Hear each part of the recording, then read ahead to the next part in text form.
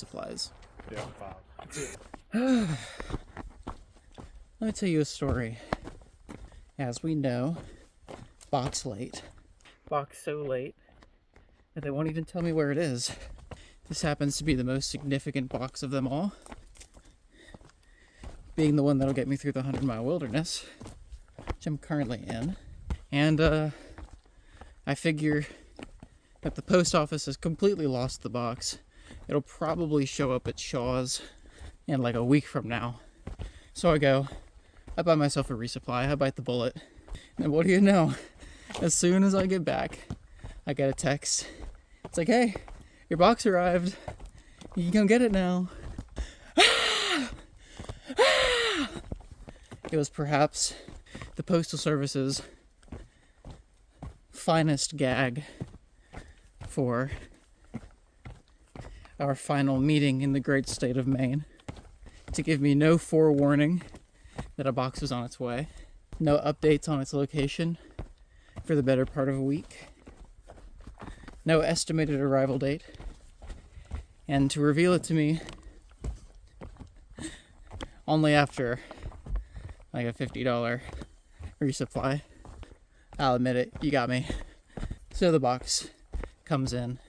It's full of goodies, much better goodies than was available in the small general store, and I was able to give someone mostly a free resupply. It's funny how that turned out. I was definitely peeved, but the kindness that people have showed me on trail has at least tenfold the worth of a resupply, so I'll consider that my start in paying back my debts to the kind people of the AT. Maine is just about the only state in which you are forced to ford streams and rivers. We've had such a hot and dry season that they've all been really easy. I've not had to get my feet wet once. Just being able to rock hop and stuff. And in the 100-mile wilderness, you actually have to start fording. So the trail, it's like right there, you go across. But I was told by some NOBOs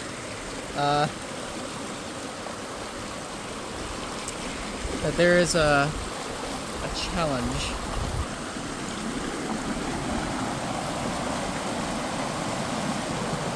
The log. Okay, no, screw that. I got like a third of the way across the log and I'm like, this is stupid. Fine. We'll go the boring way. Sorry, feet. Whoa. Okay, you're going in my pocket now. I need hands.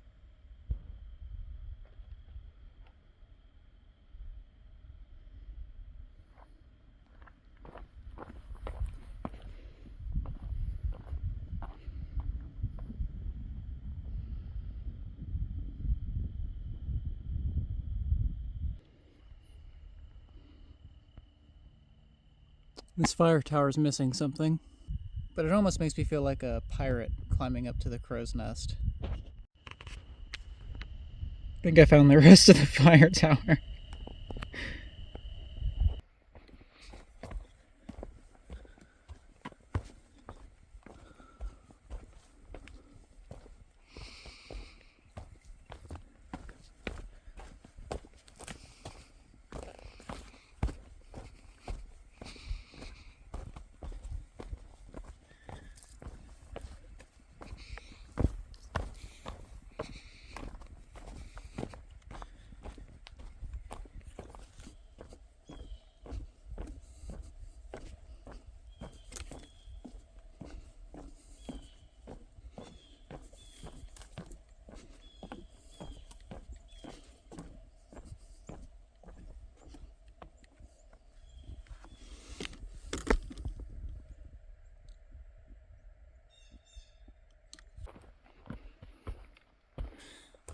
Hello? I knew there was a plane crash, but did not know it was this close to trail. So the story here is that this happened in the 80s. Both the people survived. And they apparently just like camped, crashed, camped out, and walked out the next day. This is the Hermitage.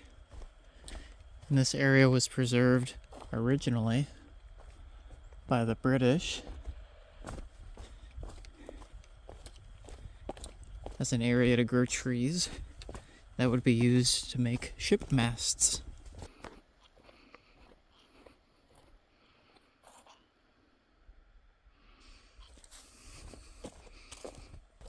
There wasn't a trail marker for it, but a couple miles before that, fire tower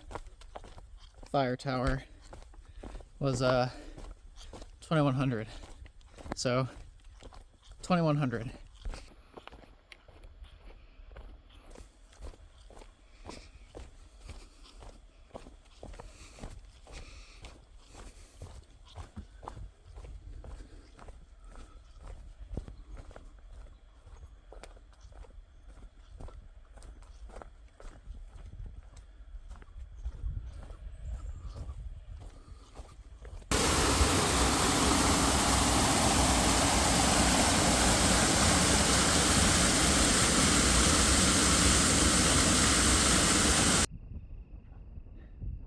This is the last 3,000 footer before Katahdin.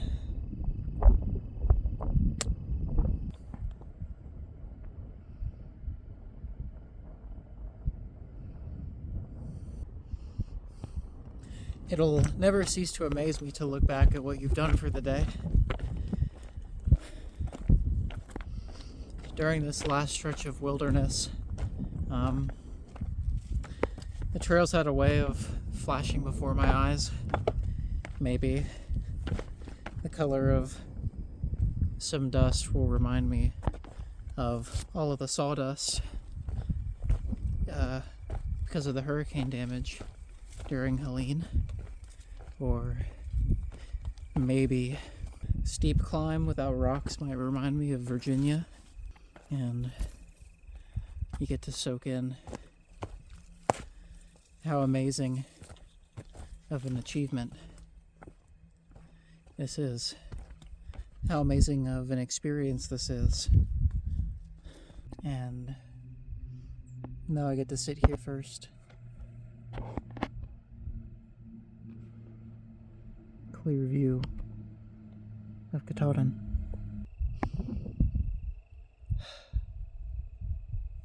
That's the end of my hike. And that's the end of this journey.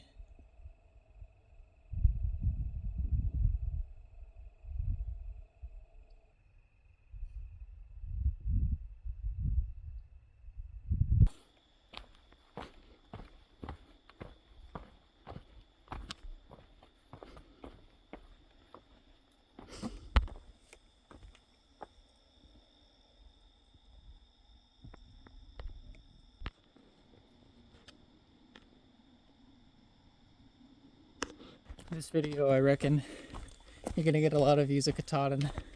She just keeps getting more majestic the closer we get.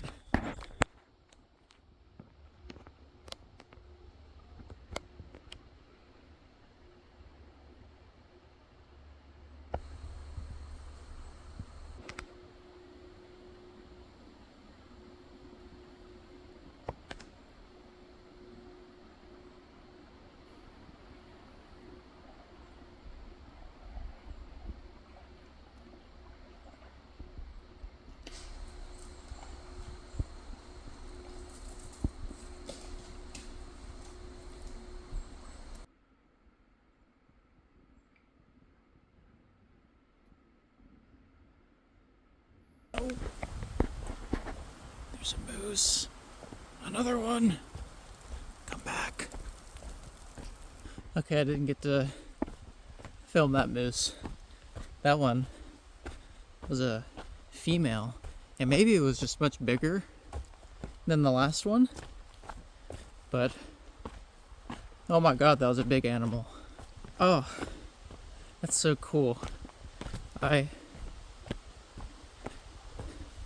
Kind of felt it in my gut that I wouldn't see a moose this whole trail, but two!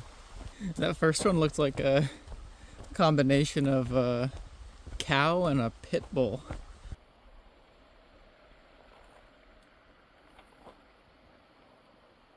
The colors are changing. What a delightful setting in which to end this trip. So,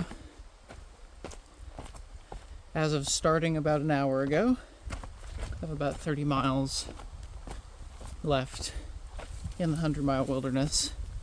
I won't do all of that today, but maybe I can stage myself close enough to the entrance of Baxter State Park to get up early and secure myself a spot at the Birches, which is a campsite in Baxter, specifically for long-distance hikers, right at the base of Katahdin.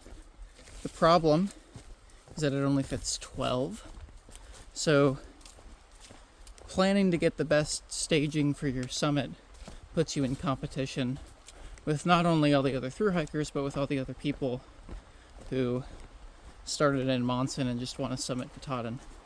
When there are a lot of people, I hear that it is not uncommon for the sign-up sheet for the Birches to fill up by 4 a.m. So if I were to camp a couple miles out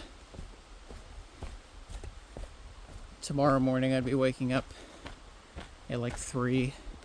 I lost my headlamp in Vermont. Looking at myself in the camera now, I'm realizing that I don't know where my buff is either. Hopefully it's rolled up in my tent. But yeah, that'll be a fun little, I don't know, race against the clock tomorrow.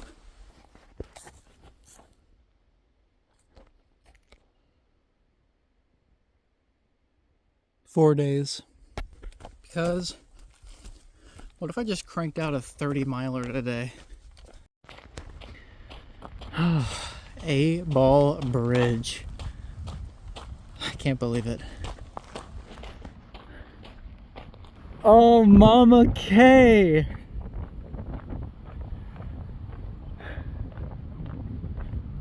Ah.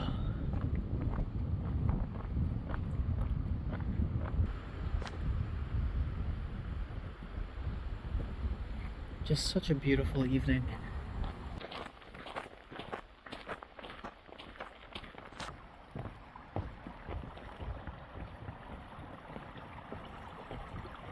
Oh, if you had to just stand here for hours in the rain to sign up.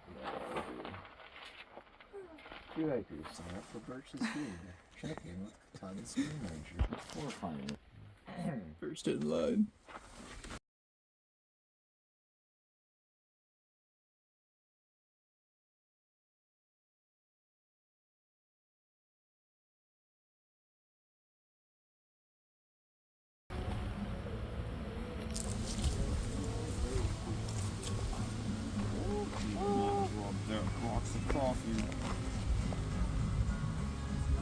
If I drop this, I should honestly go to prison. So, the buff was rolled up in my tent. We got our spot at the Birches, and today is September 20th. 5 months to the day since hitting Springer. I am approaching the base of Katahdin.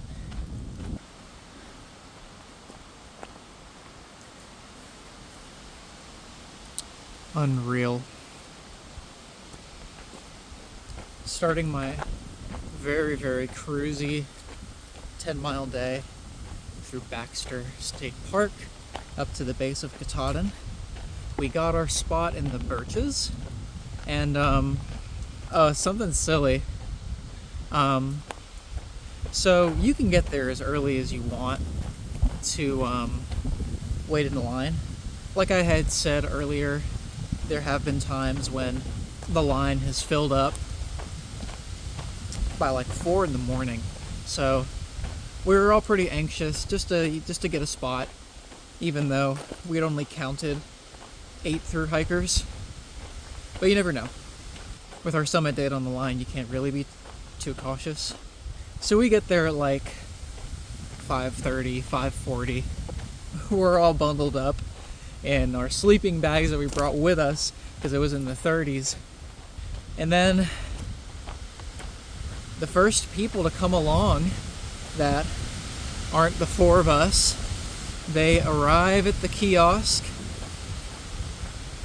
and they walk around, they go around the back, and they see that the empty sign-up sheet is posted back there for the ranger to put out at 7. And so the procedure is basically this.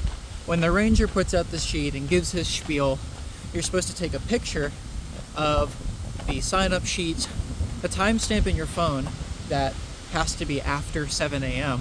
is proof to the next ranger that we're going to meet at the campsite that we followed the right protocols and are allowed to camp in the birches. And keep in mind, people have been sort of anxious about this for hundreds of miles. This procedure has been drilled into us for hundreds of miles. So these guys just sally forth up to the kiosk, find the empty sign-up sheet that had not been put out by the ranger yet, but was done up for the day, put their names on it, and they're like, guys, you know you could just like put your names on it and then go? Clearly they must not have read the instructions or were being willfully ignorant. We give them a resounding, no you can't. A, the ranger will come, put out the sheet, see that there are 2 names already on it, and invalidate the sheet, or you will get to the birches, the ranger will see that your timestamp is before 7 o'clock and turn you away, and they're like, nah, we'll just tell them we got there after 7, and put their names down and walked away. So I'm no snitch, but when the very nice ranger man came along at 7 and saw their 2 names on the sheet, and was like, what's the story behind this? Of course we had to tell him. So I can't help but feeling bad for the 2 guys, because like, what a terrible way to end your hike, to get escorted out of the park if you can't find another way to stay. On the other hand, you did it to yourself.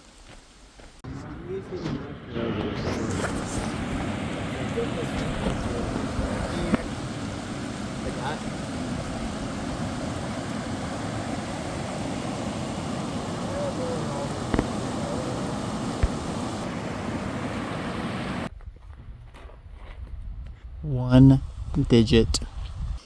I don't know if I've said this explicitly, but Maine's slogan is the way life should be.